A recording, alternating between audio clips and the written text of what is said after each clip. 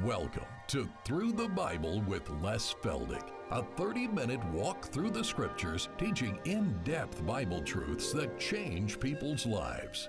Now, here's your host, Les Feldick. Okay, good to see everybody back. And again, it's got to take a while to get you all served coffee. But it works pretty good, and they get it, and they get back, and we always like to be out of here by 4:15 in the afternoon if we can.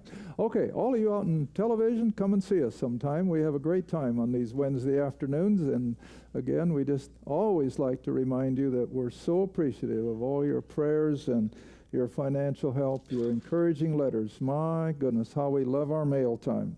Okay, we're going to go right on with our theme that we're showing the attributes of this physical, political, earthly kingdom over which Christ is going to rule and reign, and all these Old Testament promises will finally become a reality. This isn't just pie in the sky.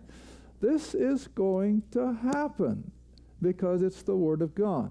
All right, we're going to jump in at Jeremiah 31 and verse 11. Now, all of these verses are applicable. They're all speaking of this glorious coming time for the nation of Israel. So I'm just sort of hitting the highlights, and in your spare time, read the rest of these chapters. All right, but Jeremiah 31, verse 11. For the Lord hath redeemed Jacob. Now, stop a minute. Will there be any unbelieving Jews going into the kingdom? No. The Lord made it so plain in John chapter 3. When he was speaking to Nicodemus, what did he tell him? Nicodemus, you should know this.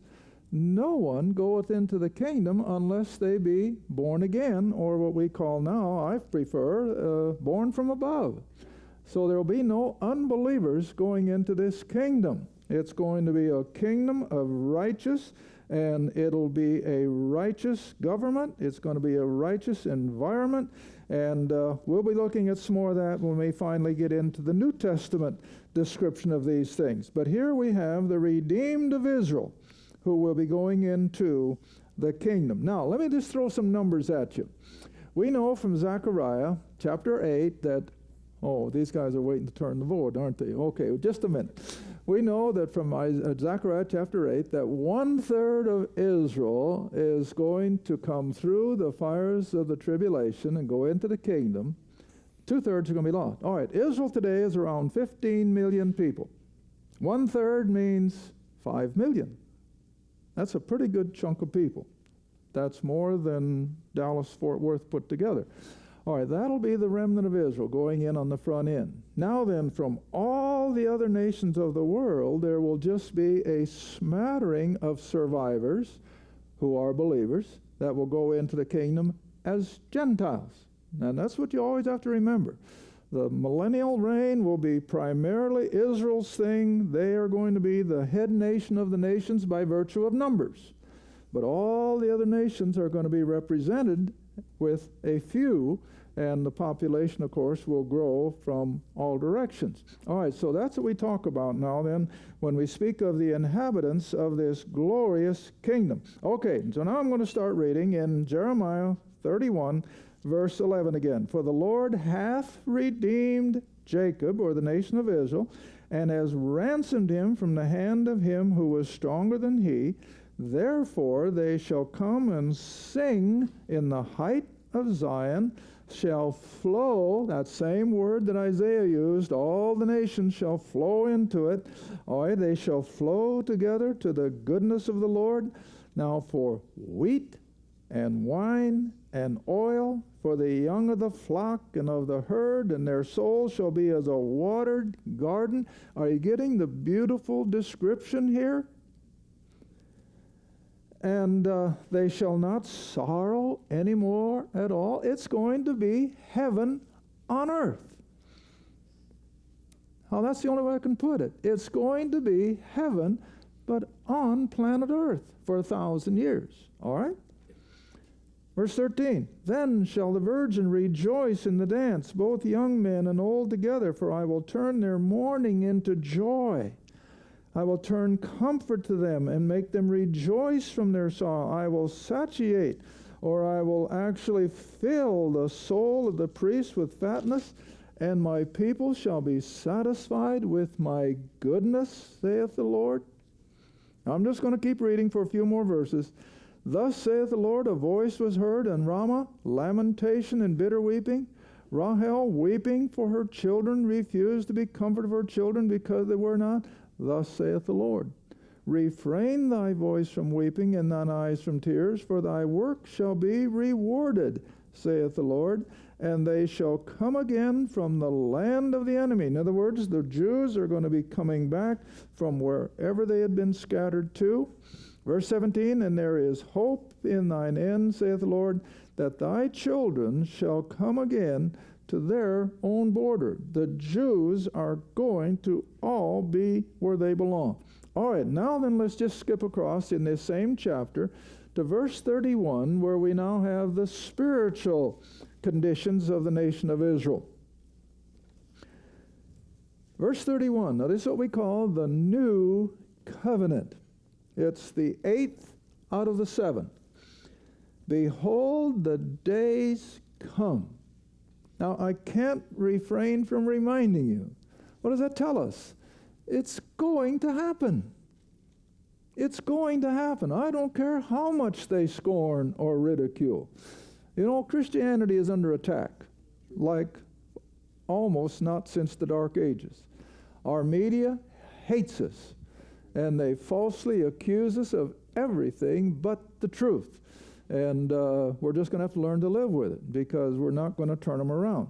All right, but here again, the days come, because God has promised it, saith the Lord, that I will make a new covenant with the house of Israel and the house of Judah. In other words, the whole nation is going to be involved. All the tribes, not just Benjamin and Judah, all of them.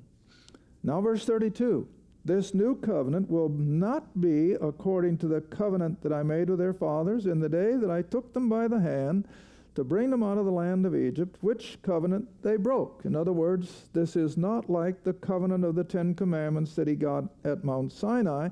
This is a totally new agreement between God and Israel. Now verse 33. But this shall be the covenant that I will make with the house of Israel. After those days, in other words, after these last 1900 and some years of dispersion, after the horrible 7 years of tribulation, after all those years have gone by, I will put my law in their inward parts and write it in their hearts, and will be their God, and they shall be my people. That's God's promise. Now verse 34. They shall teach no more every man his neighbor and every man his brother, saying, know the Lord. In other words, as it was in Deuteronomy, when you got up in the morning, what were they to do? Memorize Scripture. When they sat down for noondown lunch, what were they to do? Memorize Scripture. When they went to bed at night, what were they to do? Memorize the Scripture. In other words, to study it. That won't be necessary, because every Jew will just have it automatically, see? All right, that's what he means here. Verse 34 again. And they shall teach no more every man his neighbor and every man his brother, saying, know the Lord. For they shall know me. It's going to be a given. They shall all know me, from the least of them to the greatest of them, saith the Lord.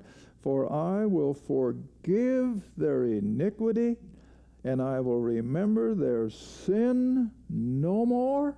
Israel is finally going to arrive. See? Verse 35. Thus saith the Lord, who giveth the sun for a light by day, and the ordinances of the moon and the stars for a light by night, who divideth the sea when the waves roar.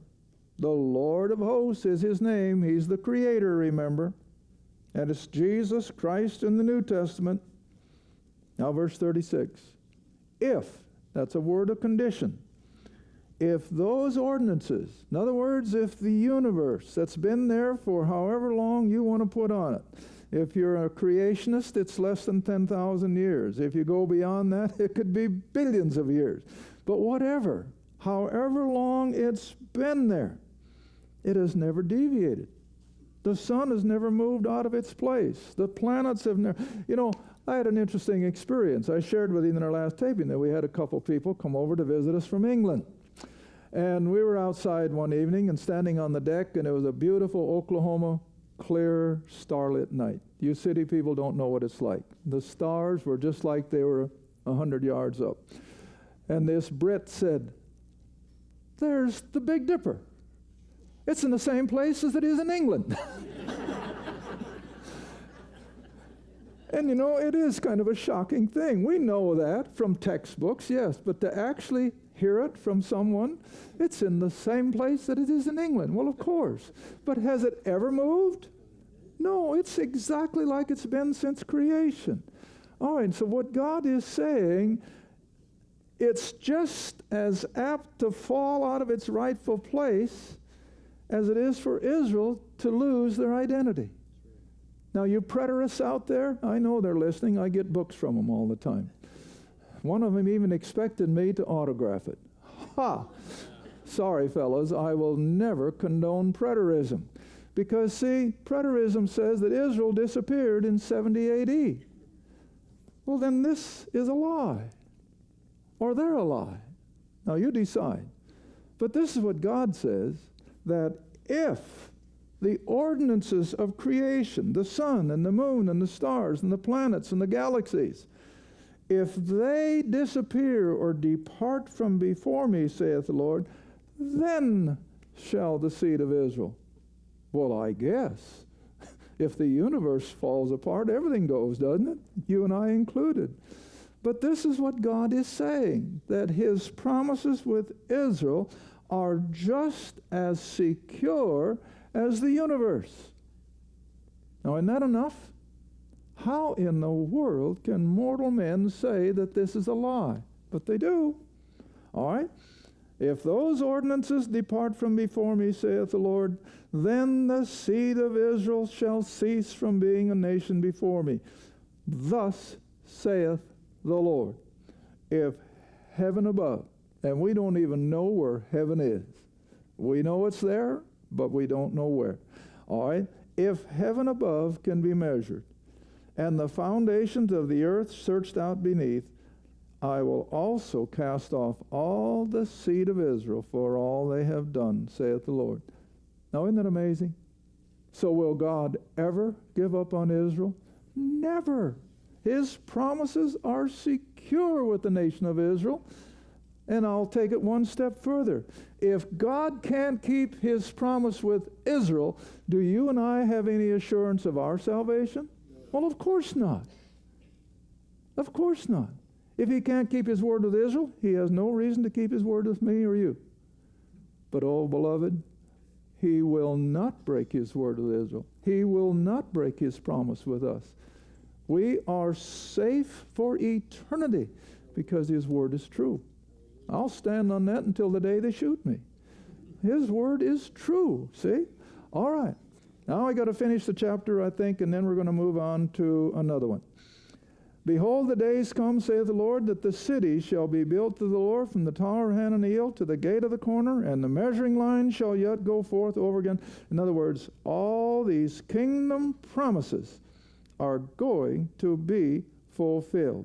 All right, verse 40, the whole valley of the dead bodies, the ashes, the fields, and the brook of Kidron, unto the corner of the horse gate toward the east, shall be holy unto the Lord. In other words, all the things that were ravished in those closing days of the tribulation will disappear.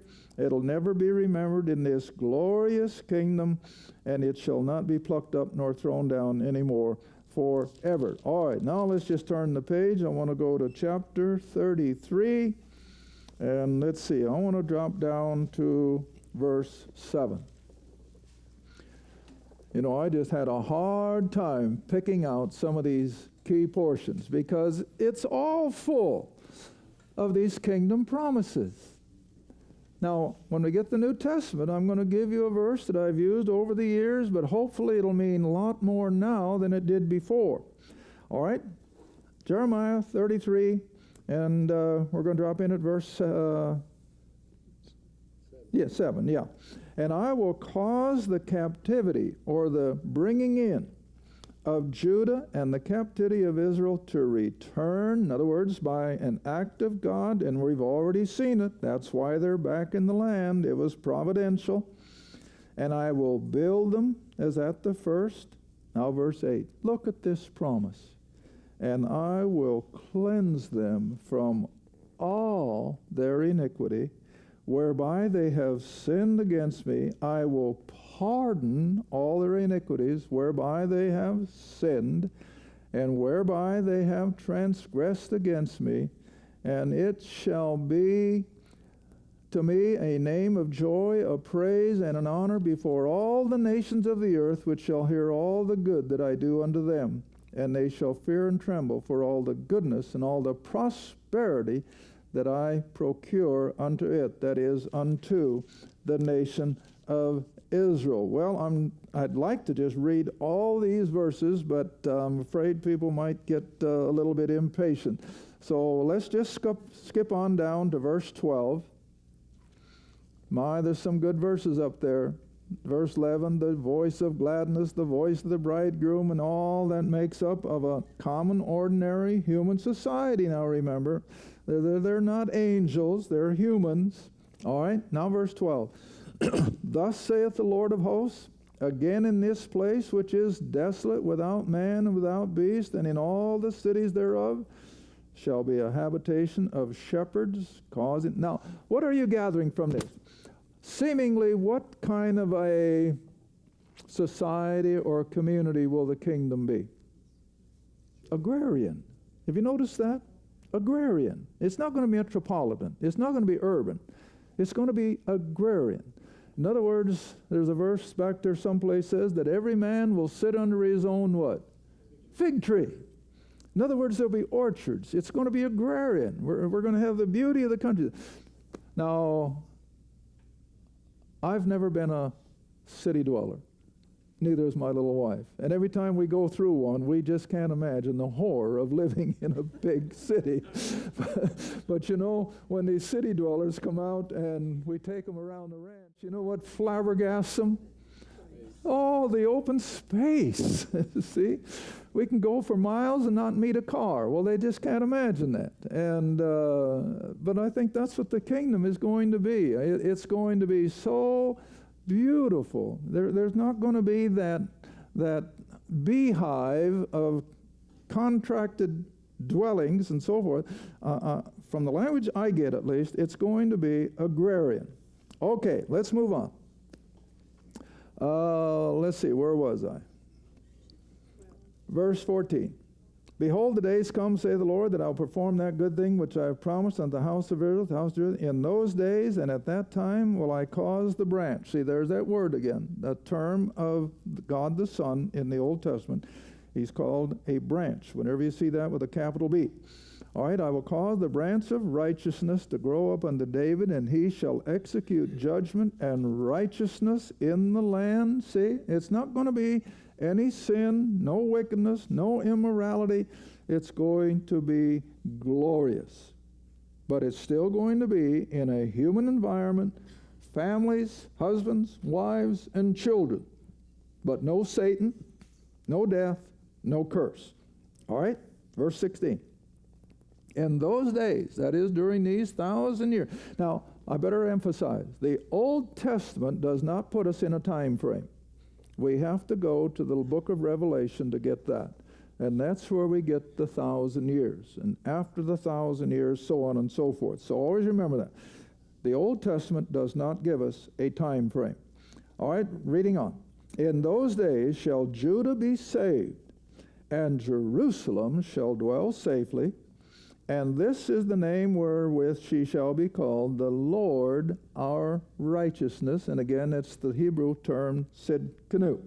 Verse 17, for thus saith the Lord, David shall never want a man to sit upon the throne of the house of Israel, neither shall the priests, the Levites, want a man before me to offer burnt offerings, to kindle meat offering, and do sacrifice continually.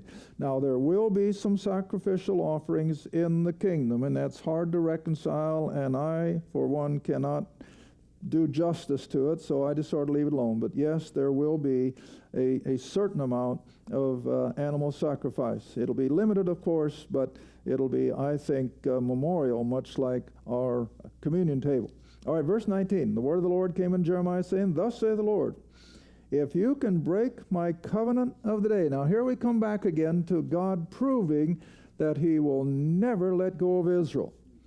If you can break the covenant of the day, my covenant of the night, and that there should not be day and night in their season, then may also my covenant be broken with David my servant, that he should not have a son to reign upon his throne. Now here's a good statement. When we speak of the throne of David and Christ as the son of David, this is where the connection comes from. Christ is genealogically the son of David. And we picked that up, of course, in Matthew's genealogy. So always put those two together, that Christ will sit upon David's throne as the son of David, genealogically, not losing sight of his deity. All right?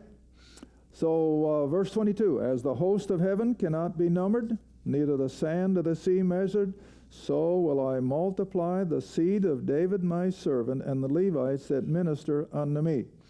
Moreover, verse 23, the word of the Lord came to Jeremiah, saying, Considerest thou not what this people have spoken, saying, the two families which the Lord hath chosen, he hath even cast them off. Thus hath they despised my people, that they should be no more a nation before them. In other words, I think he's referring to the two kingdoms before they would be brought together, Israel in the north and Judah in the south.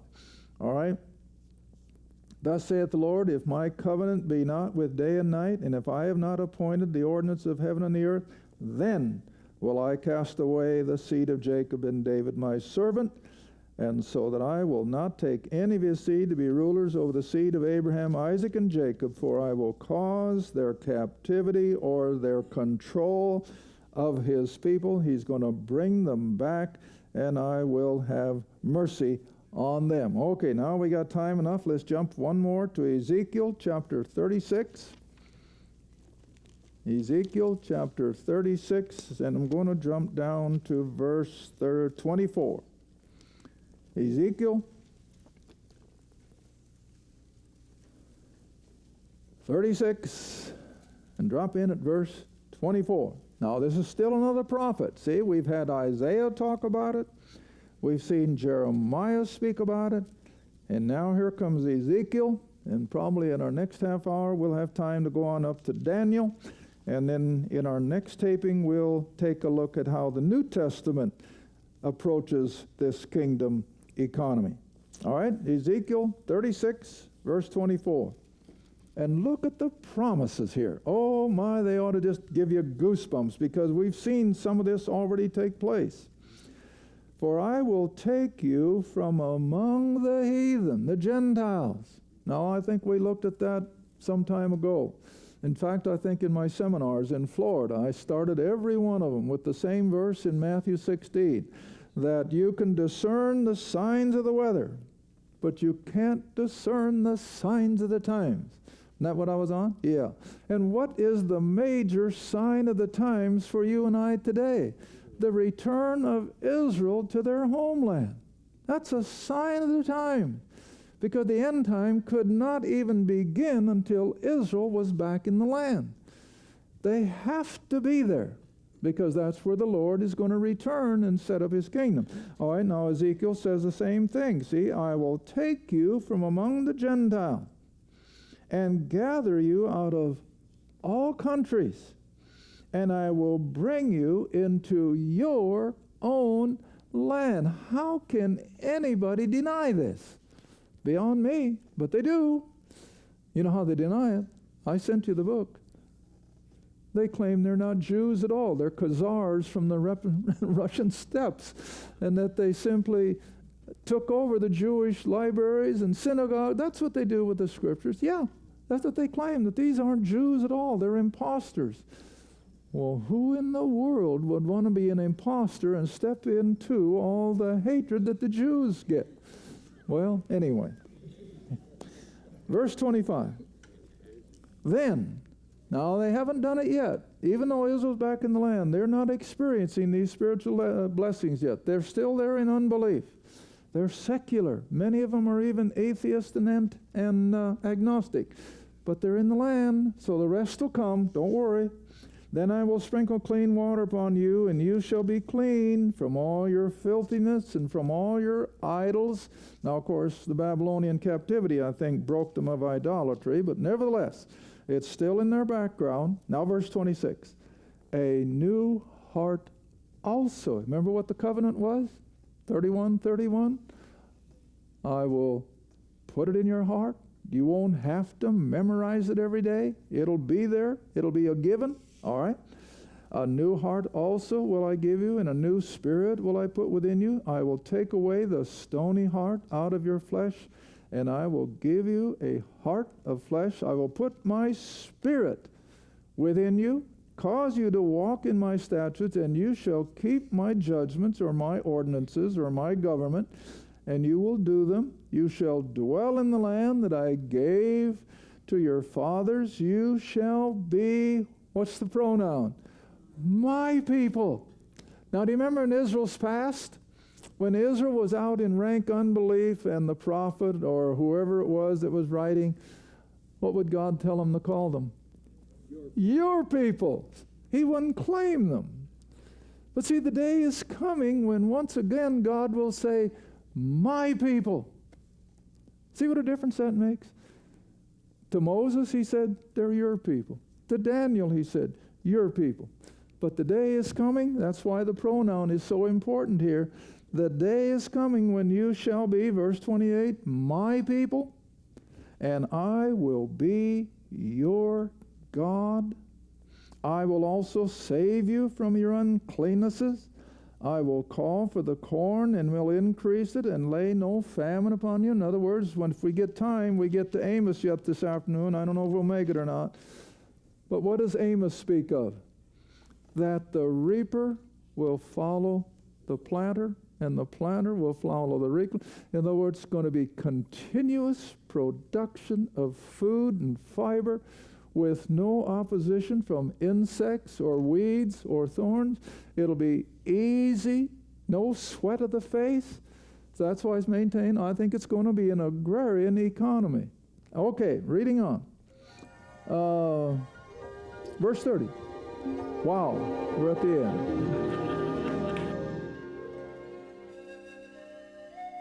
Thank you for watching Through the Bible with Les Feldick. Through the Bible is a partner-supported ministry. If this program has been a help to your study of the Scriptures and you'd like to see others enjoy the teaching, your support would be greatly appreciated. Write to us at Les Feldick Ministries, 30706 West Lona Valley Road, Kinta, Oklahoma, 74552. Or call 1-800-369-7856. Be sure to tune in next time to Through the Bible with Les Feldick.